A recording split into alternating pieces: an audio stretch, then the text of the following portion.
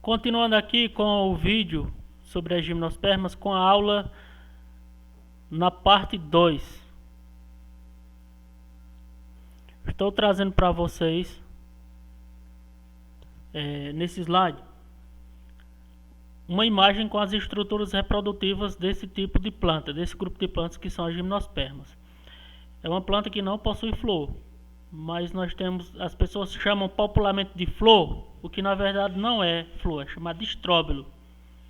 Então existe a parte feminina, que é o estróbilo feminino, ou a pinha, né? E existe o estróbilo masculino. Então o estróbilo masculino vai ter aí pólen, e o estróbilo feminino vai ter a oosfera, que é uma região feminina que recebe o pólen para ser fecundado. Então quando essa estrutura feminina é fecundada, desenvolve-se as sementes. Então dentro da pinha fecundada, da pinha madura, há a formação das sementes, também conhecidas como pião. Eu apresento para vocês aqui várias imagens de plantas do tipo gimnospermas, como as cicas, parecem palmeiras. Mais imagens de cicas, ela observa uma estrutura amarelada, essa estrutura amarelada ao centro é o estróbilo reprodutivo.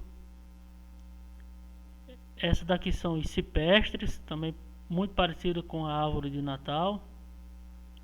Então a imagem superior cipestre, embaixo também. E essa outra aqui do gênero Pinus. Então há mais plantas representantes desse mesmo gênero. Aqui o pinheiro do Paraná, que são as araucárias, que existem no Brasil, região sul e sudeste. A imagem aqui de um estróbilo feminino, conhecido também como flor do pinheiro, ou seja, são as pinhas, a estrutura que é fecundada. A outra é a sequoia, que é uma gimnosperma gigantesca, que já foi apresentado. E aqui na parte inferior o estróbilo masculino, contendo as estruturas polinizadoras. Então lembrando que essa planta aqui ela não depende mais da água para que haja a sua perpetuação, a sua reprodução. Então, o pólen sai daqui, levado pelo vento, sai da estrutura do estróbilo masculino até o estróbilo feminino, para que haja a fecundação. Isso ocorre através do vento. As sementes são dispersadas através dos animais, né? Os animais comem as sementes, pássaros também, e levam para outros locais. Por isso que essa planta conseguiu atingir um grande espaço geográfico, também dominar o planeta. Essa é uma imagem que apresenta estróbilos de diversos tipos, de gimnospermas, da ginkgo, do pinheiro, do cipestre, da cica. Então são estróbilos de diferentes plantas, porém todas gimnospermas e com semelhanças, né? Que é a presença de estruturas semelhantes a flores, porém não são flores.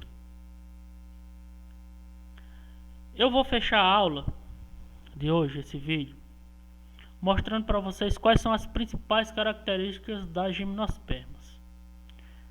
Então, primeiramente, são plantas que já são vasculares, têm um sistema de vasos condutores de seiva, sendo a maioria árvores de grande porte, possuem raiz, caule, folhas, os estróbilos, que são as estruturas reprodutivas, e sementes. O estróbilo é como se fosse uma flor, porém não tem pétalas nem ovário, portanto não há formação de frutos, porque o que origina a formação dos frutos seria o ovário nas angiospermas, que são mais evoluídas. Os gametas são produzidos nos estróbilos, tanto masculino como feminino. O gameta masculino não é flagelado, ou seja, se ele não é flagelado, ele não é transportado por natação, e sim pelo vento dentro do grão de pólen. Os estróbilos não possuem elementos de atração para os polinizadores, por isso são polinizadas pelo vento.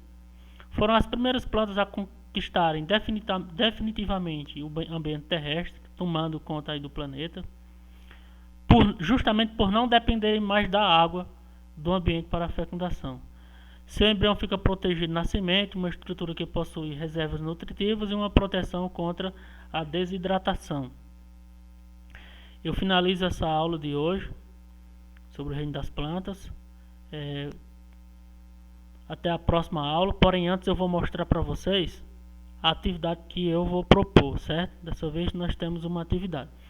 A atividade de vocês, ela fica no livro, na página 83, que diz o seguinte, ó: de olho no tema. Vocês vão ler o tema das páginas anteriores e também dar uma revisada nesse meu vídeo. E diz o seguinte, ó: questão 1. Um pesquisador estudando um trecho de determinada mata coletou algumas espécies de planta. Para transportá-la, ele as separou em sacos com as seguintes etiquetas: Bryophyta, Pteridophyta, Gymnospermas e Angiospermas. Cite alguns critérios que o pesquisador utilizou para separar essas plantas. Bom, eu não expliquei ainda Angiospermas, mas eu já coloquei um resumo na aula passada.